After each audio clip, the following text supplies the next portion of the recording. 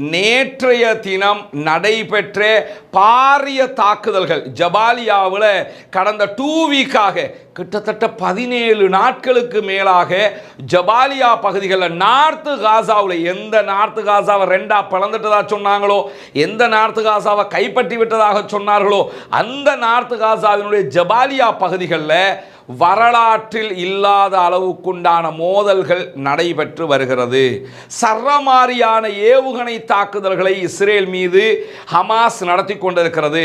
நேற்று ரஃபாவில் இருந்தே அவர்கள் ஏவுகணை தாக்குதல்களை நடத்தினார்கள்.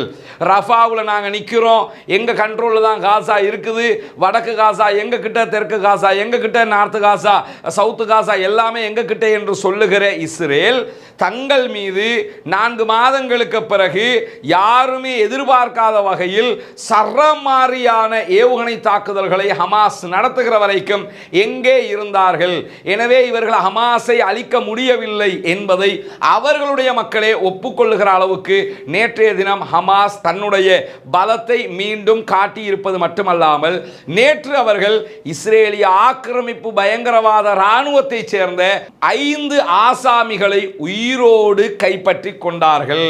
ஏற்கனவே அவங்க இஸ்ரேலுக்கு உள்ள புகுந்து பல பேரை தூக்கிட்டு வந்தாங்கிறது அது ஒரு வீரதீர செயலாக பார்க்கப்படுகிற அதே நேரத்தில் நேற்று ஜபாலியாவுக்குள்ளேயே சண்டைக்கு வந்த இஸ்ரேலிய ஆக்கிரமிப்பு பயங்கரவாத இராணுவத்தினரை ஒரு கட்டத்தில் 3 பேரையும் இன்னொரு கட்டத்தில் 2 பேருமாக மொத்தம் 5 பேரை உயிரோடே கைது செய்திருக்கிறார்கள் கஸ்ஸாம் பிரிகேடை சேர்ந்தவர்கள்.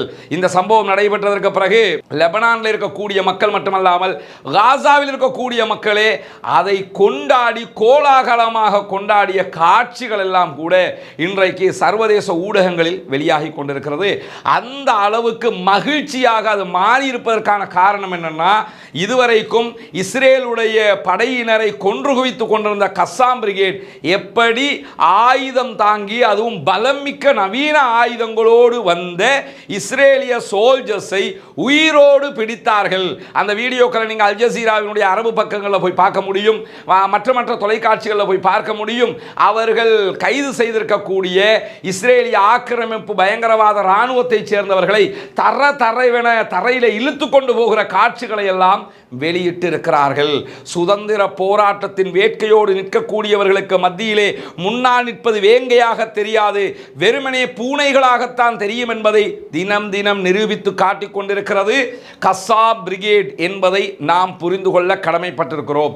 நேற்று 5 பேரை அலாக்காக தூக்கி அரெஸ்ட் பண்ணி கொண்டு பங்கருக்குள் இழுத்து சென்று விட்டது கஸ்ஸாம் பிரிகேட். எனவே அதில் கோவப்பட்டவர்கள், அதிலே அவமானப்பட்டவர்கள், அதிலே அசிங்கப்பட்டவர்கள், எங்கள் மீது ஏவுகணை தாக்குதலும் சரமாரியாக வருகிறது என்கிற அவமானத்தின் உச்சத்துக்கு சென்றவர்கள் கஸ்ஸாம் பிரிகேடோடு நேருக்கு நேர் வீரர்களோடு சென்று சண்டையிட திராணியற்ற பெட்டைகளாக இருக்கிற இந்த இஸ்ரேலிய ஆக்கிரமிப்பு பயங்கரவாத இராணுவம் அமெரிக்காவினுடைய ஆதரவோடு அப்பாவி பொதுமக்கள் மீது தாக்குதல் நடத்தி இருக்கிறது. அதைத்தான் இன்றைக்கு சர்வதேச உலகமும் கண்டித்துக் கொண்டிருக்கிறது. நீங்கள் மோதுவதாக இருந்தால் கஸ்ஸாமோடு மோத வேண்டும், நீங்கள் மோதுவதாக இருந்தால் அங்கிருக்கக்கூடிய ஹமாஸோடு மோத வேண்டும், நீங்கள் மோதுவதாக இருந்தால் அங்கிருக்கக்கூடிய அல் குதுஸோடு மோத வேண்டும், நீங்கள் மோதுவதாக இருந்தால் அங்கிருக்க அல் அக்ஸா படைப்பிரிவோடு மோத வேண்டும், நீங்கள் மோதுவதாக இருந்தால் அங்கிருக்கக்கூடிய ஃபதாயினுடைய படைப்பிரிவோடு மோத வேண்டும்.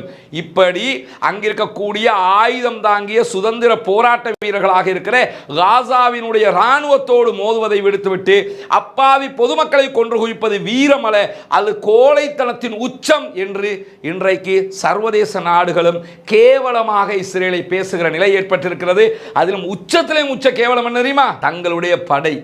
அதை நம்ம திரும்ப சொல்லுவோம்ல, நாங்க யார் தெரியுமா, எங்களை மாதிரி இராணுவம் இருக்குதா, நாங்களாம் எப்படி ஆட்கள் தெரியுமா என்றெல்லாம் பில்டப் விட்டு பீலா விட்டு கெத்து காட்டிக்கிட்டு தௌலத்து பேச்சு பேசிக்கிட்டு தெரிஞ்சாங்கல்ல, அத்தனையும் காலில் போட்டு மிதித்து கொண்டிருக்கிறது ஹமாஸ். சவுதி ராணுவம் போய் சண்டை பிடிக்க தேவையில்லை, குவைத் ராணுவம் போக தேவையில்லை, டர்க்கியினுடைய ராணுவம் போக தேவையில்லை, நாங்களே எங்களை காப்பாற்றிக் கொள்வோம் அல்லாஹ்வினுடைய உதவியால் என்ற களத்திற்கு வந்தவர்கள் இன்றைக்கு அடித்து தூக்கி கொண்டிருக்கிறார்கள்.